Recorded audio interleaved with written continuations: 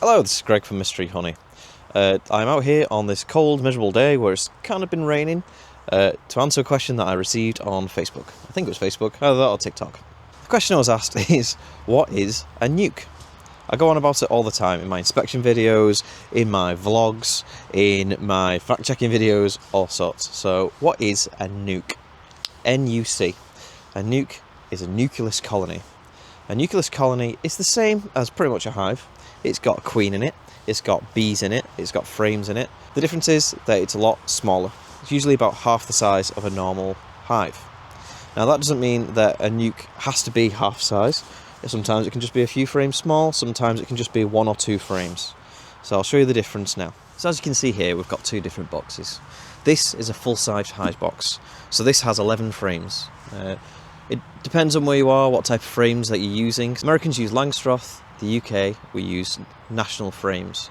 It's a silly frame size that we shouldn't really have stuck to. It's just stuck with Langstroth like the rest of the world. Unfortunately, someone somewhere decided to just make it standard, so that's what we've got. So this is what we have. We have these frames here. Please note the long lugs and the smaller size to the Langstroth frames, if you have ever seen a Langstroth frame. So frames are what make up a hive. This is the most important thing, this comb. This is where honey's stored, this is where the queen lays her eggs and the young bees are turned into fully fledged bees, and it's also where they store the pollen and the nectar. So these are very important. So the number of frames that you have in a box dictates how big a colony can get. If a colony gets too big for its box, then that is when they decide that they want to swarm. So the colony splits in half and flies off. So the reason why we don't stick with just hives, where we have lots of hives everywhere, especially when it comes to transporting bees, is that hives, when they're full, they're quite heavy. Generally you've got a few kilograms of bees in here, but you've also got a lot of honey in here and a lot of other stuff, like, as I said, pollen and nectar.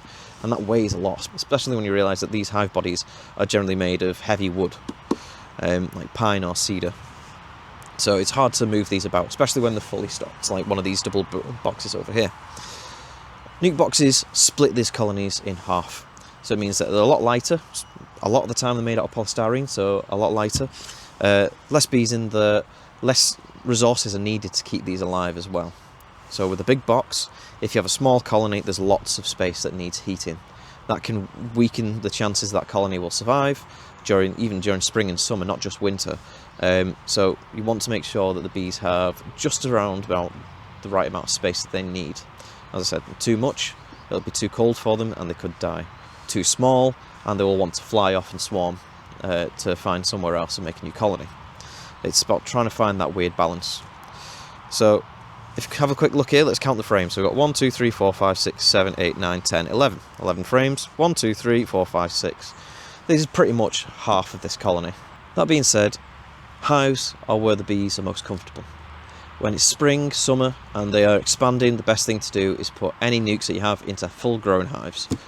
That means that they've got lots of space they can expand into, they've got lots of space where they can store all the resources and honey. It means that generally they're going to be happy as Larry. Nuke boxes are fantastic tools though. This is what we use when we are queen rearing. So if you're going to create some queens, it's a lot more efficient to pack these full of bees and put queen cells in there for them to turn into full-fledged queens. They're also very heat efficient as well. So these are great for getting colonies through winter. So say if you've got a small colony, queen's fine, just they've not got that many bees because it was like a late start or something along those lines. Shove them in a nuke and they will survive winter really, really easy. As I touched on just, the resources that the bees need to maintain a nuke and keep it alive during winter and rough times is extremely small compared to a normal hive.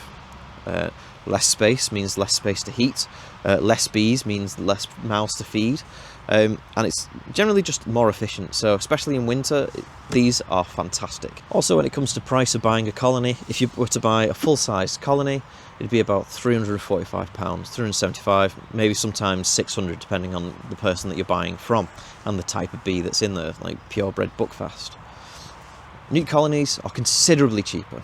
So these will generally be about 170, 190. If you're buying them with the box, When you're starting beekeeping, it can get to about 270, maybe £300. But if you're just buying the bees and the frames, generally it's half the price of getting a full-size colony. So it's much better to get a nuke. At the moment it's winter, so I'm not going to be transferring bees into any type of boxes. The hives that I have are overwintering as hives, and the nukes that I have are overwintering as nukes. I'm not going to be transferring these into these anytime soon. If you're wanting to get into beekeeping, say it's been Christmas and people have bought you a hive and you're wanting to get into beekeeping, the earliest you can get into beekeeping really is in spring, when overwintered nukes are available for sale. I don't have any for sale this year. I've got too few bees this year, but overwintered nukes are incredible. They're a great head start, especially at the beginning of the year, because when it comes to April, you transfer the nuke into a hive body and they will fill it within a few weeks, as long as you're feeding them sugar syrup, and then you can get them big and strong, ready for the spring flow. So if you're wanting to start beekeeping with a great speed, overwintered nukes are fantastic. Now if you are a beginner, as you've never done it before, complete greenhorn, then the best thing to do is just wait. Do a course in spring and they will probably provide you with a nuke for summer. Now you probably won't get a honey crop from them, but that's not what you're there for. You're wanting to learn, and starting with a nuke is the best thing ever, because there's much fewer bees in there, and you can see what's going on in all the frames. There's less frames to go through. It's just a lot better, and you can watch your bees slowly grow. So let's go and have a look and see what a nucleus colony looks like in winter. Now in winter you shouldn't really open up your boxes. If you are going to open up your boxes, it should only be very quickly, and it is just to provide some fondant or just to see if a colony is dead. Generally it's best just to wait till spring to see if they're dead or not. But if you're hefting and the hefting light, then it generally means that they need some food to keep them going. So I'm just going to have a quick look, see what their food stores are like, because I've given some fondant down the slot here. Fortunately with this hive, it has a clear plexiglass crown board, so it means you can see through it without disturbing the bees and upsetting their cluster. So we'll have a look inside and see what it looks like in an overwintered nuke over winter. Right, so I'm going to open it up and have a quick look. So I know it looks like it's only a small cluster there, but there are bees down here, and if you look very closely, I'm not sure you can see because it's quite dark now, it's getting late. You can see that there's still a lot of food stores going up and down here, but I don't know if you can see that.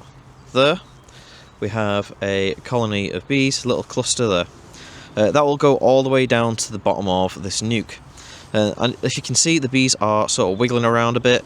Some of them are flapping the wings just to generate a bit more heat, but you've got more bees over here collecting food. And yeah, so this colony here, they're quite happy, they're quite warm. I can feel the heat from my hands, and I can also feel the buzzing as well. It's really good. And I'm going to look down here and see what the food stores are like without disturbing them, hopefully. Yep, so they've got a full load of fondant down there. So they've got a lot of honey down here. They've also got a lot of fondant down there. So these guys are absolutely happy as Larry. So I'm going to close them up, put the brick on, and yeah, I'll come back in maybe a couple of weeks and see how they're doing. So I hope that answered your question. In summary, a nucleus colony is just half a normal colony. It still has a queen in there, still has a load of bees with food, brood, and hopefully a little bit of space. But other than that, it's the same as a normal colony. It's just more portable, it's cheaper if you're going to be buying one for your hobby, and it's just a really good piece of kit. One day I'll talk about swarm prevention and how you can use nucleus colonies for stopping swarms from happening. But we're not going to do that today because this video is already getting long enough. Thank you so much for watching my videos. It really does mean the world to me. If you want to see more of these videos in future, please hit subscribe. If you want to help me out, hit the like button so other people can find these videos, or leave a comment. Any sort of interaction at all helps boost videos, especially on YouTube. Other than that, I hope you guys had a really good Christmas and had an amazing New Year. It's the 9th day of 2026, and I'm feeling good vibes. I think it's going to be a good year this year. Yeah? Anyway, I'll see you guys later. Bye-bye.